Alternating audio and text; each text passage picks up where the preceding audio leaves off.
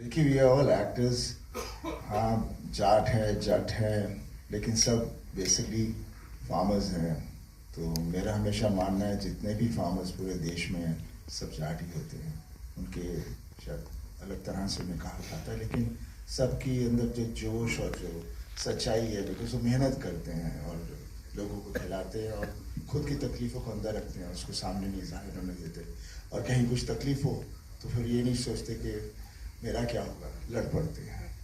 तो जाट और जट सब एक ही तरह के हैं। वो एक डीएनए के अंदर है, वो हम कुछ बन नहीं सकते, अपने आप ही अंदर है। समय समय की बात आती है, वक्त आता है। और रणदीप और हम दोनों, आई मीन ऑब्वियसली कहते हैं कि I've seen you from childhood। मुझे कभी लगता नहीं मेरी उम्र इतनी हो गई है। सॉरी भाई, सॉरी। क्योंकि अभी हम वही करते हैं बिकॉज मे बी जाट खून है, इसलिए कभी उम्र का कभी कोई वो रहता नहीं है। और पापा को देख लीजिए। एंड ये फिल्म में भी हम, it was been such a pleasure working with him.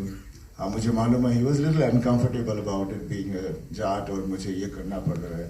सो मेरी हमेशा से यही बात होती थी, बॉबी को देख लो, वो भी विलन प्ले कर रहा है। वो ही इज नॉट प्लेइंग कि I am Bobby, he is playing the character. यहाँ पर भी आप वो कैरेक्टर हो तो बस इसके अंदर मगन हो जाओ और सोचो मत कि ये क्या है। And I think that's what he did. No, he was very helpful. इन्होंने बताया था जैसे विनोद खन्ना साहब और ये सब भी करते थे, तो इसको बेधड़क होके कर। और ये हमेशा थोड़ा सा मुझे स्ट्रेंज लगता था क्योंकि ये थोड़ी क्लैनिज्म बहुत होती है हमारे यहाँ। तो बट जैसे कि मैंने पहले कहा कि जाट पिक्चर में साउथ इंडियन डायरेक्टर से डायरेक्ट होके साउथ इंडियन प्ले करना और सनी पाजी को एज अ जाट देखना मेरे लिए it was a great pleasure. And he is such a sweet heart, he is always full of advice and he was always trying to calm you down, and his soft spoken presence off screen is a real booster and a very calming presence, very loving presence. नहीं, बस कहानी अच्छी होनी चाहिए। हम definitely इकट्ठे होंगे सब फिर से। और जैसे आप पूछ रहे थे कि अब हीरो और फिर विलेन क्यों, ये वो वगैरह, end of the day an actor is an actor. He is not a hero और a villain, he is playing a character. और जहाँ आप लोगों को ये अलग अलग कैरेक्टर्स करने का मौका मिलता है, I think those actors are blessed.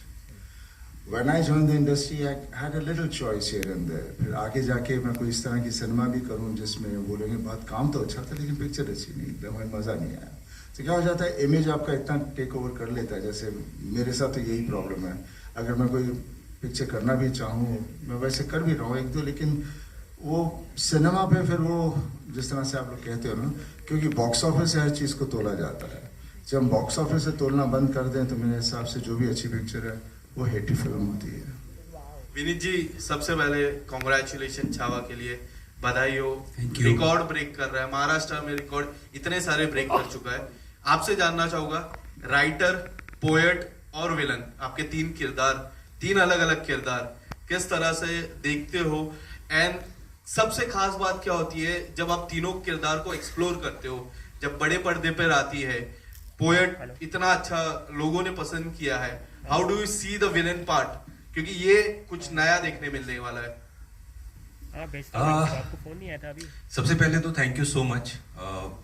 मैं ये बोलूँगा कि ये मीडियम डायरेक्टर का है, और जब डायरेक्टर और प्रोड्यूसर्स किसी एक्टर पे ट्रस्ट करते हैं तो कुछ नया एक्सपेरिमेंट करने को मिलता है। तो थैंक्स टू माय डायरेक्टर कि गोपी सर ने ऐसा मुझे मौका दिया। मैंने कभी कुछ ऐसा किया नहीं था। बाकी एज एन एक्टर तो हमेशा कोशिश ये रहती है कुछ नया करूं। बस वही प्रयास किया है, और काम पसंद आता है तो अच्छा लगता है।